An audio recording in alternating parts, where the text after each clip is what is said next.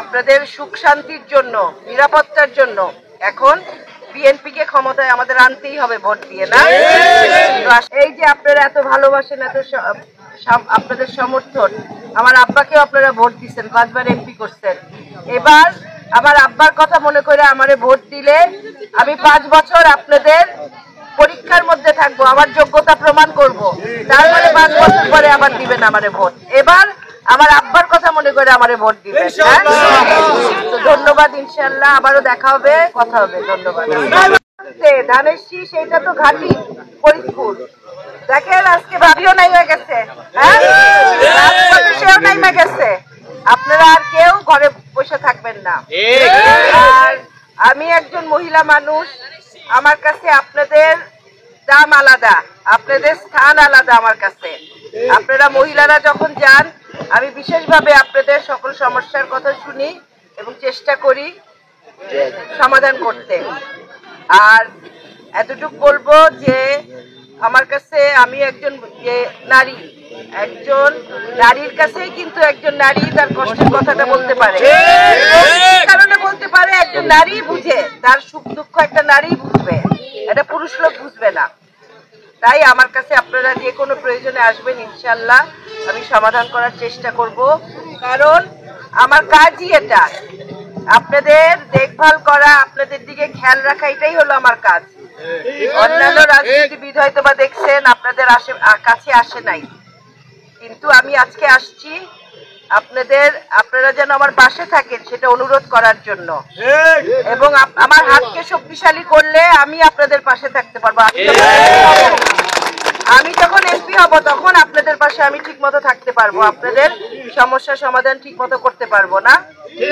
তো আশা করি আপনারা সেটা থাকবেন। কারণ এই ফরিদপুরে এমপি অনেক বছর নাই। একজন এমপি ছিল, সে তার চেহারাও মনে আপনারা দেখেন নাই, দেখছেন কোনদিন? তো এইখানে আবার ধানের শীষের এমপি আমাদের করতে হবে, আপনাদের জীবন সুন্দর করার জন্য, ফরিদপুরবাসীর উন্নয়নের জন্য, আপনাদের সুখ শান্তির জন্য, নিরাপত্তার জন্য এখন বিএনপি কে ক্ষমতায় আমাদের আনতেই হবে ভোট দিয়ে, না? তো আশা করি আপনারা পাশে থাকবেন। আমি ইনশাআল্লাহ যে কোনো প্রয়োজনে আপনাদের পাশে থাকবো। এখানে আপনাদের নেতৃবৃন্দ আছে, মিরাজ ভাই আপনাদের এলাকার মহানগরের সেক্রেটারি, এবং আমাদের ধন্যবাদ। শ্রদ্ধা ভরে স্মরণ করছি মরহুম আমাদের চৌধুরী কামাল ইবনে ইউসুফ ভাইকে। তারপর নায়েব ইউসুফ আপাকে আমরা এই জন্যই চাই, আমাদের ফরিদপুরের উন্নতির জন্য। আমাদের ফরিদপুরের যে কান্ডারি, আমাদের চৌধুরী কামাল ইবনে ইউসুফের যে অসমাপ্ত যে কাজগুলো, নায়েব ইউসুফের হাত ধরে সেই সম্পূর্ণ কাজগুলো শেষ হবে। এবং আমাদের ফরিদপুরের সর্বস্তরের মানুষের উন্নতির জন্য আমরা সব দিকে তাকে চাই। আমাদের সুখে দুঃখে সবসময় তাকে কাছে পেয়েছি, এই জন্য আমরা তাকে সবসময় কাছে চাই।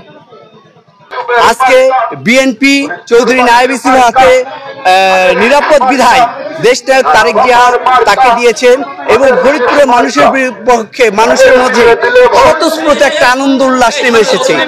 এই আনন্দ উল্লাসে তারা এখন মনের এমেজে হাজার হাজার লোক এমএলএনের বাসিওয়ালা নায়েব ইউসুফের মতো নেমে এসেছে।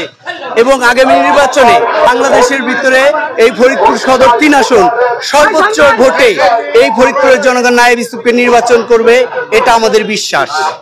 দেশনায়ক তারেক রহমান ফরিদপুরে একজন যোগ্য ব্যক্তিকে মনোনয়নপত্র দিয়েছেন, ধানের শীষ মার্কাটা দিয়েছেন আমাদের চৌধুরী নায়েব ইউসুফকে।